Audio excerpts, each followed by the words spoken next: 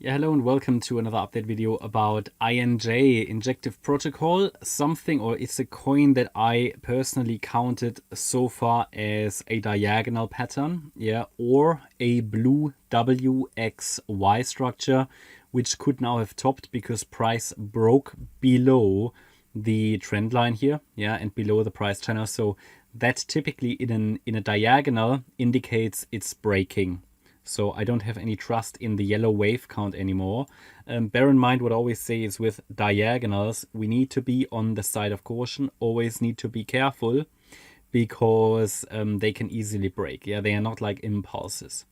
So from that point of view, this is not what I like to see. So I take that out. So we are left with a bearish count as a WXY, which might now unfold to the downside. However, the move down looks corrective. So that makes it all very, very difficult. So I looked at it in a little bit more detail because I just had a request in the member live stream about this coin, obviously. And, you know, obviously this is not crystal clear because, yes, it is a three-wave top, which is potentially bearish. However, if that is followed by a three-wave move to the downside, okay, that could mean that we are dealing now with a diagonal pattern to the downside in which the sub-waves are corrective. So something like that, because it could lead to a new low. A three-wave top can always lead to a new low, or it is something more bullish, okay? And in that more bullish wave count, but this is highly speculative, okay? It is not anything that I would promote, and I have to assume now that we topped in three waves. Nevertheless, there is actually another bullish count, because I looked at it after the live stream, thought, okay, there is something, but that is more, that's a little bit like hopium, okay? So I'd be a bit careful with that.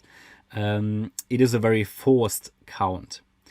We can say that the move of the December low was a wave 1 here to the high, which was made in February. Then a wave 2 to the downside. This was a wave 3 top. So I'm highlighting this as a wave 3. But you can count it, and that's due to the subwave structures, as a truncation. Truncations are normally only allowed in exceptional circumstances, and again, this can never be a primary wave count, but it is still something that I want to highlight to you.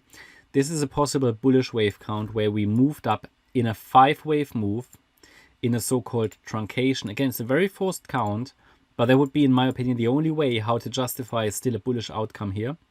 So 5 waves up to a high, which was made in April, but it's a lower high. So it's a so-called truncation, basically a failure. Couldn't complete the 5th wave adequately, which would then be a higher degree wave 1, which might now be coming down in a wave 2. And the only reason I do that is because the move down is so far in 3 waves. Okay, so if we now, again, this is not primary, but it's still a potential against which we can measure a possible bullish support. Yeah, so that would mean if this is a wave 1, what would be the bullish support? And by the way, what's actually the structure for the move down? Well, I would count it as an ABC. Let's just do that as well. A wave down here to the low on the 12th of May, a B wave up, and a C wave down. Now, what does that leave us with? That leaves us with a potentially bullish wave count that where we can again measure the fib levels. That gives us a bullish support region. Bullish support would be wave 2, and I do highlight it in orange, means higher risk because I don't trust truncations, but basically it would mean we have support between $5.30 and $3.03 with 4.36, which is the golden ratio in between, and it needs to hold $3, which is basically the last bullish reliable support level here. Yeah.